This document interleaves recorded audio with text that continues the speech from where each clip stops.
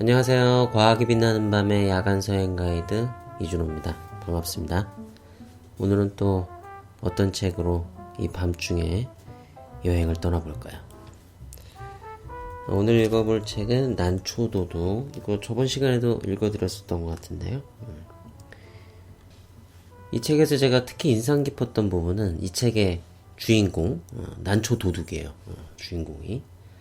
그 라로슈라는 사람인데 되게 좀 재밌어요. 그리고 난초랑 어딘가 좀 닮았어요. 보면 이 묘사하는 것들을 보면은 이런 사람이 실제로 존재하지 않을 것 같은데 또 가상의 인물이라고 보기에는 좀 너무 좀 생동감이 넘친다고 그래야 되나? 근데 되게 매력적이었습니다. 이 난초도 굉장히 종류가 많고 정말 뭐랄까 되게 다양하면서 뭐랄까 좀 약간 그 매니아틱한 어떤 그런 부분들이 있잖아요. 그 색깔이나 모양 이런 것들이 우리가 보는 그런 다른 꽃들하고는 정말 다르거든요. 기이하다 싶은 막 그런 모양들도 많고 정말 이런 게 어떻게 꽃이 될 수가 있지? 이런 모양의 꽃을 어떻게 만들어낼 수가 있지? 그런 꽃들도 진짜 있거든요. 하여튼 그런 난초의 특성이 이 책의 주인공 라로슈와 어딘가 닮은 데가 있다. 그런 생각이 들었습니다. 그러면 이제 책을 한번 읽어보면서 이 책 속으로 여행을 떠나볼까요? 존 라로슈는 싱거울 정도로 키가 큰 데다 막대기처럼 비쩍 말랐으며 눈은 흐리멍덩했고 어깨는 구부정했으며 앞니는 모두 빠지고 없는데도 불구하고 나름대로 매력적인 남자였다. 그는 구불텅한 스파게티 가락 같은 자세로 하루 종일 의자에 박혀 온갖 비디오 게임에 빠져 지내는 사람처럼 보인다. 그는 현재 36살이며 최근까지도 플로리다의 세미놀족에게 고용되어 플로리다의 할리우드시에 있는 세미놀 인디언 보호구역에 난초 보급을 위한 농원과 육종 실험실을 세우는 일을 했었다. 라로슈는 그가 만났던 거의 모든 사람들에게 별종이라는 인상을 심어준다. 그와 일했던 세미놀족은 그에게 말썽꾸러기와 미친 백인이란 별명을 붙여주었다. 언젠가 라로슈는 자신의 어린 시절을 이야기하면서 아하, 물론 나는 정말로 이상한 아이였죠. 라고 말했다.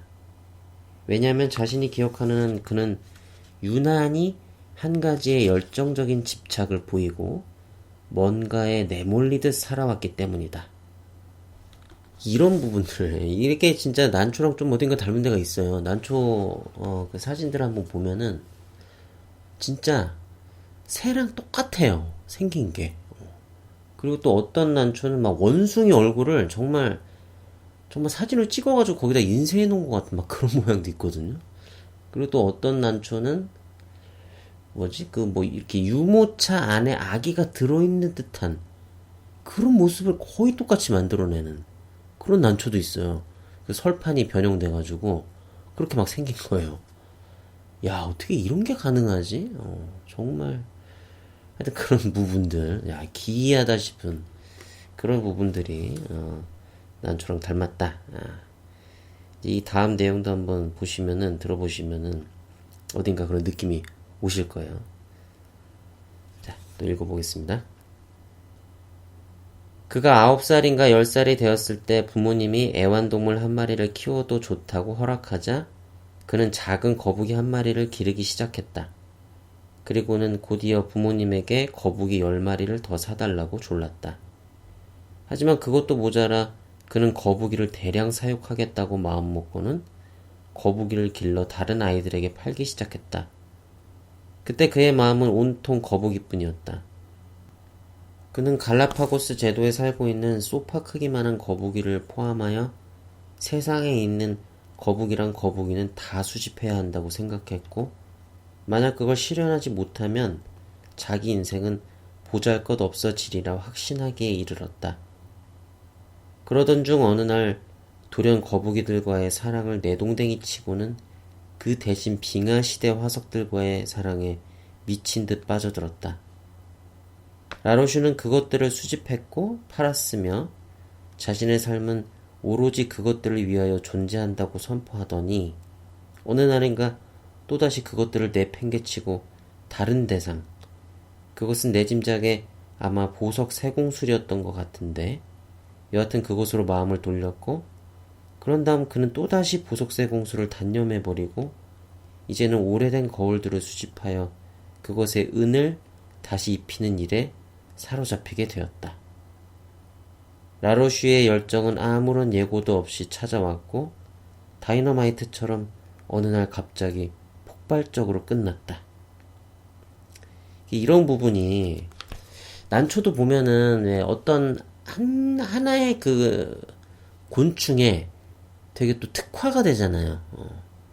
근데 이게 이제 어떤 부분에선 장점이지만 그 곤충에 의해서 수정이 정말 잘 되게 되니까 딱 특화가 돼가지고 근데 또 그 곤충이 만약에 멸종이 돼서 사라져버려. 그럼 난초도 어느 순간에 그냥 싹 멸종이 돼버리는 거거든요. 그 난초의 종류는. 그러니까 이런 식의 어떤 정말 매니악한 이런 부분. 그러다가 어느 순간에 탁 사라져버리는. 왠지 좀 닮았어요. 네, 또 읽어보겠습니다. 내가 처음 그를 만났을 때 그는 오로지 난초, 특히 플로리다의 파카치스트랜드에서 자라고 있는 야생란에게 강렬한 열정을 바치고 있었다. 나는 그 후 2년 동안 대부분의 시간을 그와 함께 어울려 다녔는데 라로슈는 2년이 거의 끝나갈 무렵에는 자신이 소유하고 있던 난초들을 하나도 남기지 않고 다 없애버리고는 목숨이 붙어있는 한 자기는 절대로 다시 난초를 쳐다보는 일이 없을 것이라고 단언했다. 그는 대체로 약속을 지키는 사람이다. 몇 년 전 빙하시대 화석에서 오래된 거울로 사랑의 대상이 바뀌던 중간에 그는 열대어 단계를 거쳤었다. 열정이 절정에 달했을 때 그는 집에 어항을 60개 이상 마련해 놓고는 열대어를 수집하기 위해 정기적으로 스킨 다이빙을 하러 다녔다.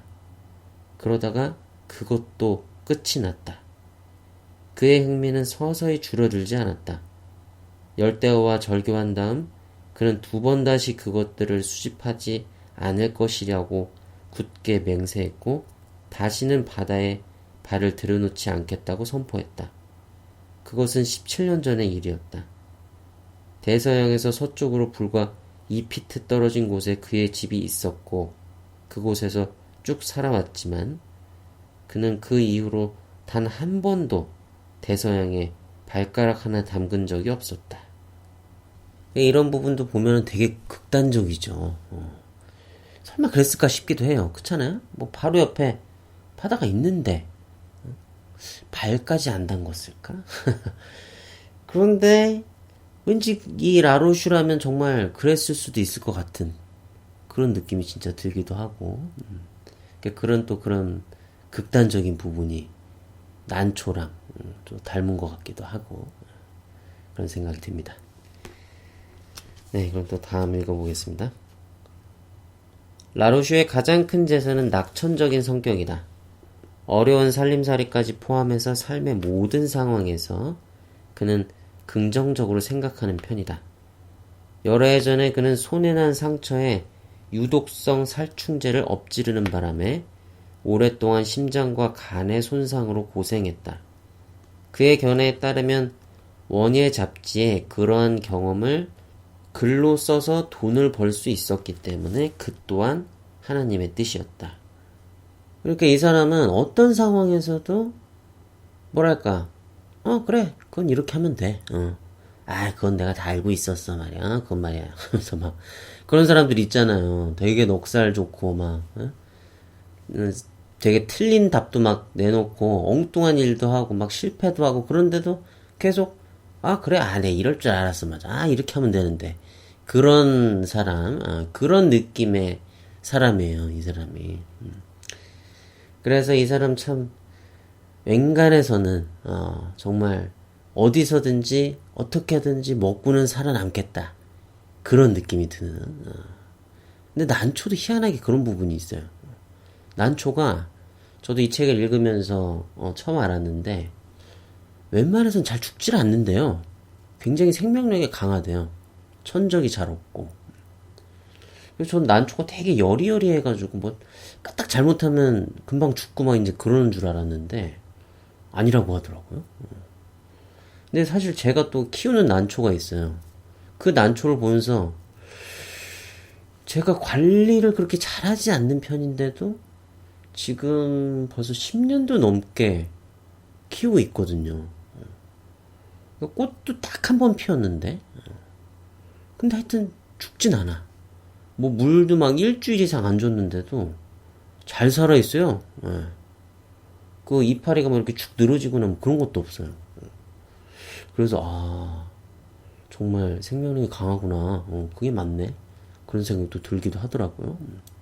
제가 다른 식물들도 이제 옆에서 같이 키우는데 지금 생각해보면 또 그러네. 맞아.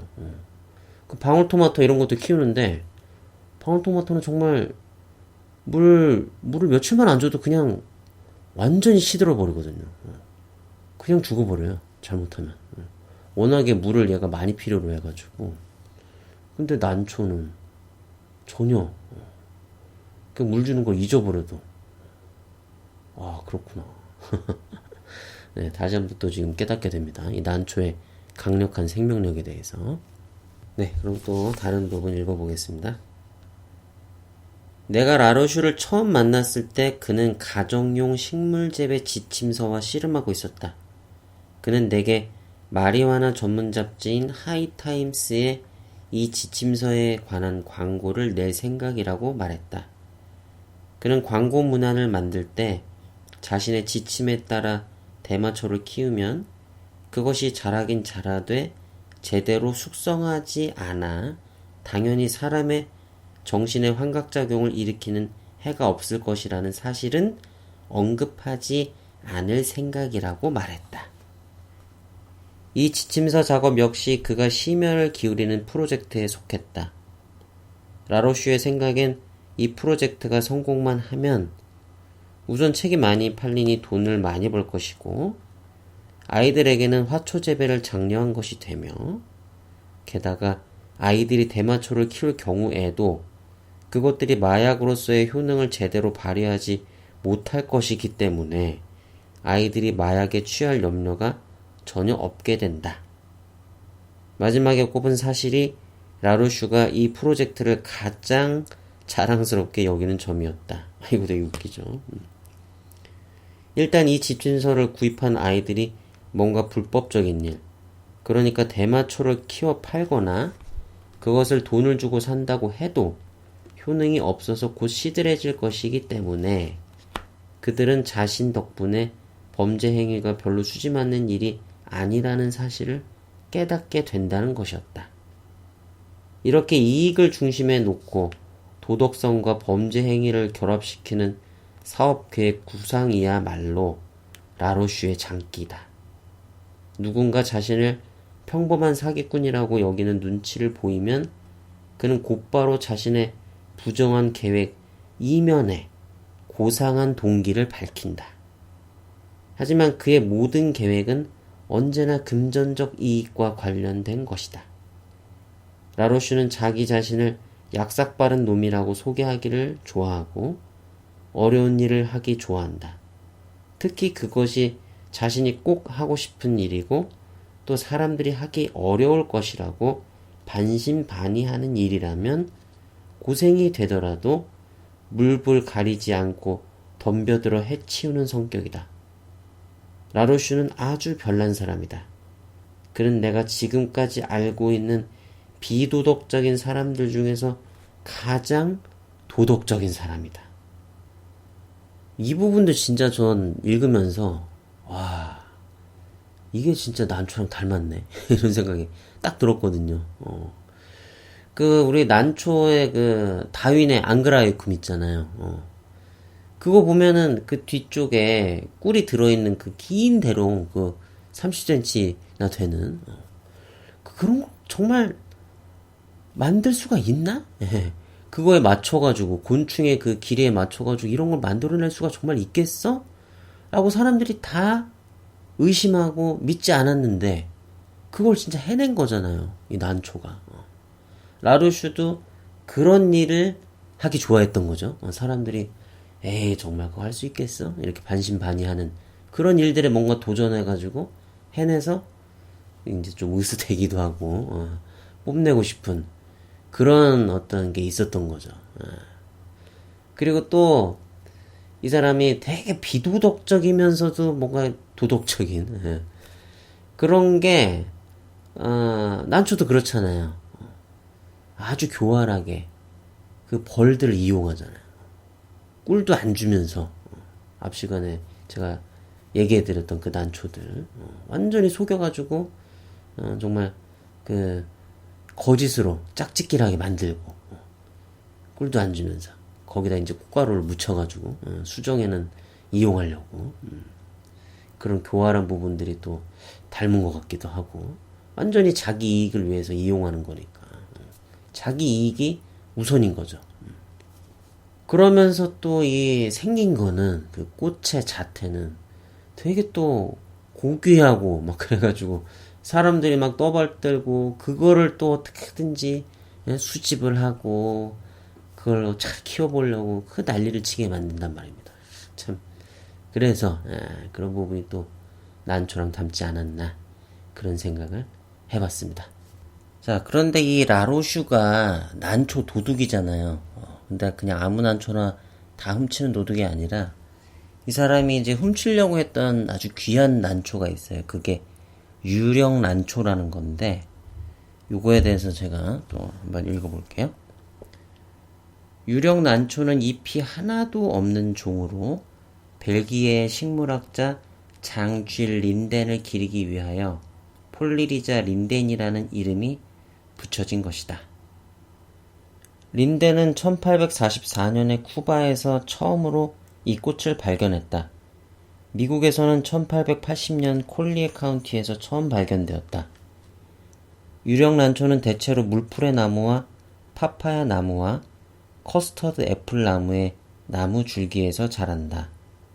1년에 한 번 꽃이 피는 이 난초는 군엽이 하나도 없고 오로지 뿌리만 있으며 납작한 링귀니 국숫가닥 정도의 넓이에 편편한 녹색 뿌리들이 서로 뒤엉켜서 덩이 뿌리를 이루며 나무를 둘러싸고 있다. 엽록소 뿌리가 잎의 역할까지 담당한다. 그러니까 뿌리에 엽록소가 있어가지고 아마도 이제 초록색이겠죠. 그래서 광합성을 하는 거죠. 뿌리에서. 꽃은 사랑스럽고 백지처럼 하얗다. 그것에도 모든 난초의 특징이라고 할 수 있는 섬세한 입술 꽃잎이 있다. 설판이라고 제가 저번에 말씀드렸던 그거. 그것은 특별히 도드라져서 금방이라도 토라질 듯한 모습을 하고 있고 꽃의 아래쪽 모서리는 길게 펄럭이는 꼬리처럼 되어 있다. 그림으로 보면 이 꽃은 마치 양끝이 아래로 처진 코 밑 수염이 달린 사람의 얼굴과도 같다. 이 꼬리들은 어찌나 섬세한지 숨결 같은 미풍에도 바르르 떤다. 눈처럼 흰 유령난초 꽃은 회색과 녹색의 습지를 배경으로 스포트라이트라도 받은 것처럼 눈에 확 들어온다. 군엽이 하나도 없고 뿌리도 나무 껍질에 가려져 거의 보이지 않기 때문에 유령난초의 꽃봉오리는 마치 마법의 힘으로 공중에 매달려 있는 것처럼 보인다. 활짝 핀 유령난초의 꽃은 영묘하고 아름다운 하얀 개구리가 허공을 날아가는 모습 같다고 사람들은 말한다. 플로리다의 토종란을 쓴 칼라일 루에는 유령난초에 대하여 이렇게 적었다. 유령난초의 꽃을 한 번이라도 볼 수 있는 행운을 누리게 되면 다른 모든 행운은 무색해질 것이다.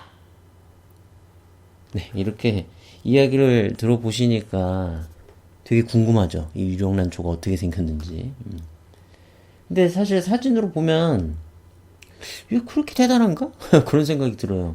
물론 되게 하얀색 꽃이고 생긴 게 되게 희한하게 생기긴 했어요. 근데 난초들이야 워낙에 요새 희한한 난초들이 많기 때문에 얘가 그렇게 과연 대단할까? 그런 의구심이 좀 들기도 하는데 모르겠어요. 실제로 보면은 정말 그렇게 대단해 보일지도 모르죠.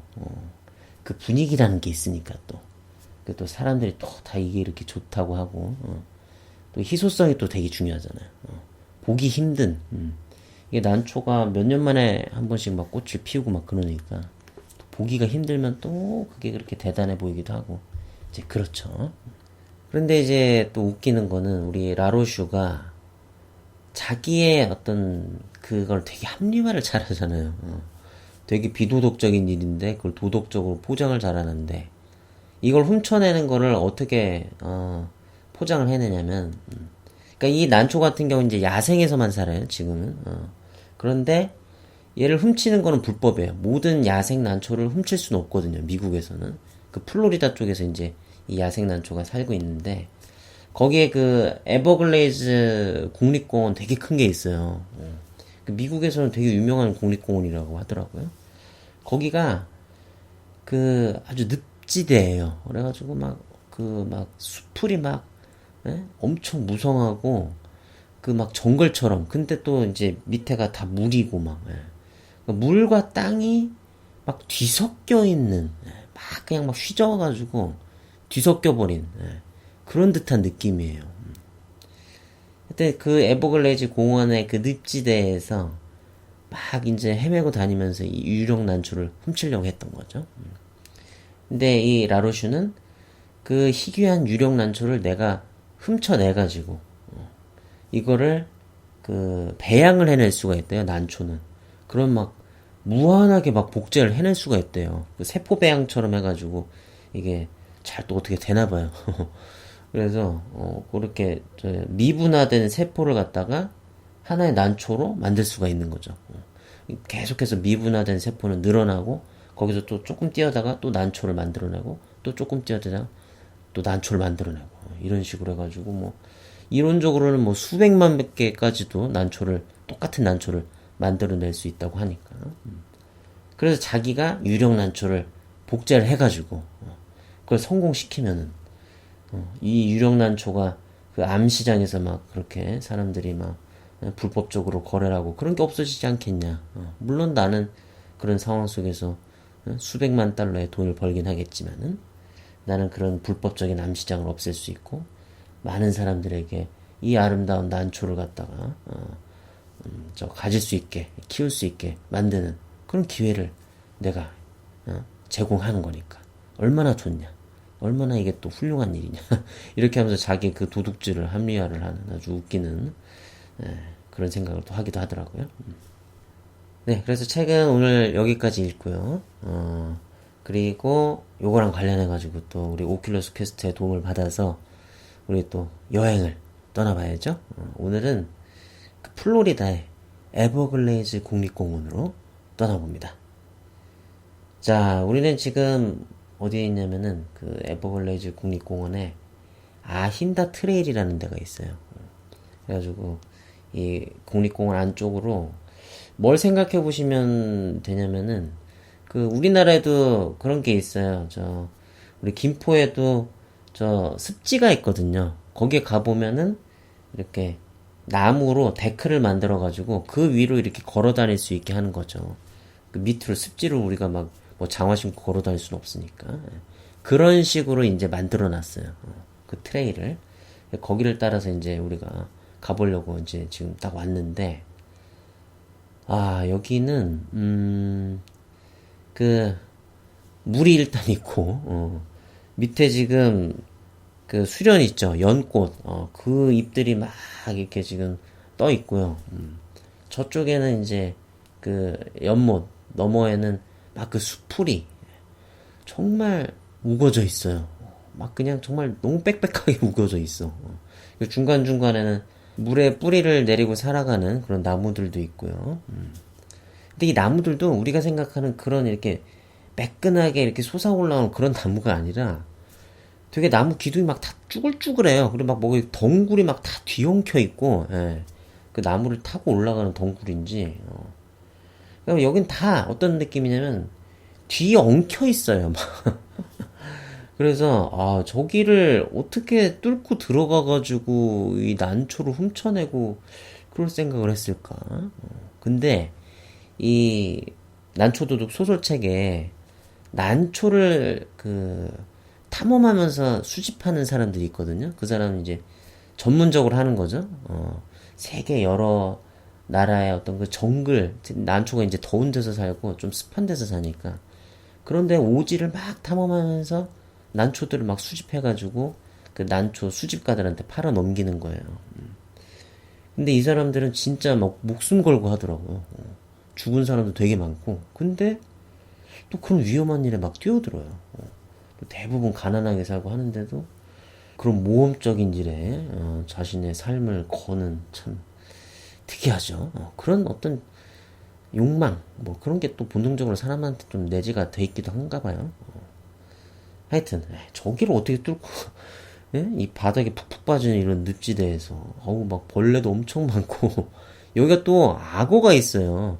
엘리게이터 막 이런 애들이 이거 진짜 위험할 것 같은데 대단하네요. 하여튼 그래서 여기를 이제 제대로 즐기려면은 보트를 타고 그 늪지대 사이에도 어쨌든 이 수로들이 있거든요. 그래서 거기를 막 이제 질주를 하더라고요. 그것도 이제 괜찮을 것 같아요. 근데 저는 이제 이 늪지대는 이제 그만 보고 플로리다에는 그 남쪽 끝에 섬들이 쭉 연결돼가지고 되게 많은 섬들이 제 생각에 한 수십 개는 될 것 같은데 그 섬들이 다리로 다 연결이 돼 있어요. 되게 이 바다가 깊은 바다는 아닌 것 같아요. 제가 보니까 그 도로가 정말 그 바다 한가운데 있거든요. 근데 되게 긴데 그 깊은 바다에는 그렇게 도로를 갖다가 다 깔긴 힘들 것 같아요.